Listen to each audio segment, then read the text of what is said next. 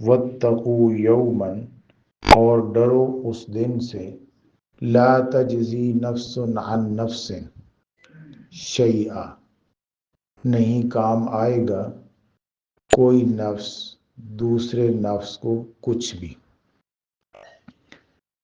पिछली आयत में अल्लाह ताला ने बनी इसराइल को ये फरमाया कि आप पर इनाम किए हैं अल्लाह ताला ने। उन इनामात में से एक इनाम जो है वो ये है कि अल्लाह ताला ने उनमें से अंबिया भी बनाए और अल्लाह ताला ने उनमें से बादशाह भी बनाए।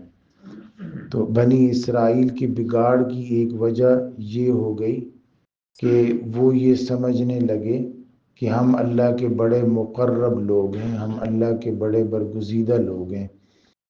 तो वो इस वजह से नेक आमाल के तारिक हो गए, नेक आमाल को छोड़ने वाले हो गए। तो अल्लाह ताला ने उनके इस ख्याल की नफ़ी फरमा दी कि जो क़यामत का दिन है ना, उस दिन कोई किसी को काम नहीं आएगा। ला तजज़ी नफ्सुन अन नफ्सिन शैया, कोई भी नफ्स किसी दूसरे को कुछ काम नहीं आएगा। दुनिया में अगर किसी के ऊपर कोई मुसीबत आ पड़े तो उसके लिए उसके घर वाले, उसके दोस्त अहबाब उसकी मदद करके उसको उस मुसीबत से निकाल लाते हैं।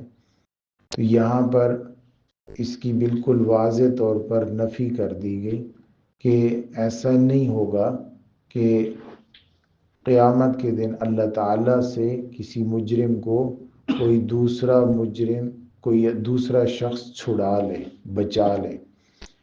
जैसे अल्लाह ताला ने सूरत अबस में फरमाया कि यौम यफिर्रुल मर्उ मिन अखी व उम्मिही व अबी व साहिबतिही व बनी लिकुल्लि इम्रिइन मिनहुम यौमइज़िन शअनुन युगनी। जिस दिन भाग रहा होगा आदमी अपने भाई से, भाई भाई के काम नहीं आ रहा, व उम्मिही व अबी, अपनी माँ से, अपने बाप से, अपनी बीवी से और अपने बच्चों से। ये बहुत करीबी रिश्ते हैं। ज़रा सा किसी को कोई मुसीबत आए तो ये सारे रिश्तेदार बेचैन होकर उसके साथ खड़े हो जाते हैं।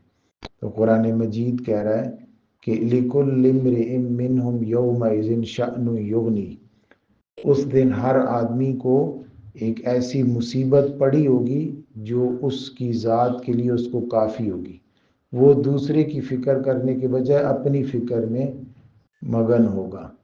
तो ला तजज़ी नफ्सुन अन नफ्सिन शैया, कोई नफ्स किसी दूसरे को काम नहीं आएगा कुछ भी।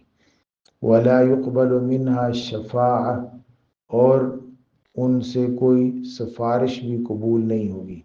ये बात ज़हन में रखें कि ये बात हो रही है अहले कुफर की, अहले ईमान की नहीं। अहले ईमान के बारे में कुछ सिफारिशें हैं जो एक दूसरे के बारे में वो करेंगे। जैसे हाफिज़ अपने घर वालों की सिफारिश कर सकेगा, कोई नेक शख्स किसी दूसरे गुनाहगार की सिफारिश कर सकेगा, लेकिन उस दूसरे का मोमिन होना ज़रूरी है। हाँ, अल्लाह ताला की इजाज़त होगी तो तब, वरना बगैर इजाज़त के अल्लाह ताला फरमाते हैं कि किसी की सिफारिश कबूल नहीं होगी। दूसरी जगह में सूरतुल मुद्दस्सिर में अल्लाह ताला फरमाते हैं कि ला तनफ़अहुम शफ़ाअतुश शाफ़िईन, उनको शाफ़िईन की जो शफाअत है वो भी फ़ायदा नहीं देगी। तो ये फमा तनफ़अहुम शफ़ाअतुश शाफ़िईन, पीछे बात अहले कुफर की हो रही है। तो काफिरों के बारे में उनको सिफारिश काम नहीं आएगी। अहले ईमान के बारे में सिफारिश किसी की किसी को काम आ सकती है, लेकिन सबसे बेहतर दर्जा उसी शख्स का है जो सिफारिश करने वाला हो, सिफारिश करने वाला हो, शफात करने वाला हो। वो सुस्त, वो काहिल, वो अमल का तारिक وہ گناہگار جو اس نیت پر گناہ کرتا رہے یا اس نیت پر جو ہے وہ نیکیاں چھوڑتا رہے کہ میں کسی کی سفارش سے جنت میں چلا جاؤں گا، وہ کم درجے کا ہے، بہتر وہی ہے کہ جو عمل کرے۔ فرمایا لا يقبل منها شفاعہ، ان سے سفارش نہیں قبول کی جائے گی، ولا يؤخذ منها عدل، اور نہ ہی ان سے کوئی بدلہ قبول کیا جائے گا۔ قرآن مجید میں اللہ تعالیٰ بتاتے ہیں کہ قیامت کے دن کافروں کی یہ خواہش ہوگی کہ کاش ہم سے زمین بھر پورے کا پورا سونا یا پورے کا پورا سامان لے لیا جائے اور ہمیں چھوڑ دیا جائے۔ تو اللہ تعالیٰ فرماتے ہیں کہ ان سے وہ قبول نہیں کیا جائے گا اور نہ ہی ان کی اس خواہش کو پورا کیا جائے گا۔ وہ یہ کہیں گے کہ ہم سے وَمِثْلَهُ مَعَهُ، جتنا زمین ہے اتنا اور اس جتنا اور بھی ہم سے لے کر ہمیں عذاب قیامت اس عذاب سے بچا لیے جائے، لیکن اللہ تعالیٰ فرماتے ہیں کہ نہیں بچایا جائے گا۔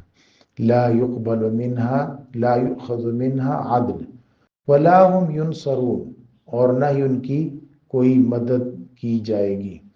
تو کہیں سے کوئی مدد آ جائے تب آدمی بچ جاتا ہے، فائن ادا کر کے بچ جاتا ہے، یا کسی کی سفارش سے بچ جاتا ہے، یا کوئی یہ کہتا ہے کہ چلو اس کو یہ سزا نہ دو، مجھے یہ سزا دے دو۔ یہ چار ہی طریقے ہیں کسی کو مصیبت یا سزا سے بچانے کے لیے، کہ ایک آدمی کہے کہ جی یہ سزا مجھے دے دیں، اسے چھوڑ دیں، یا کوئی یہ کہے کہ میں سفارش کرے، یا کوئی اس کے بدلے میں کوئی فائن دے دے، یا کوئی اس کا جتھا اور جماعت اس کے ساتھ کھڑی ہو جائے اور اسے سزا سے بچا لے۔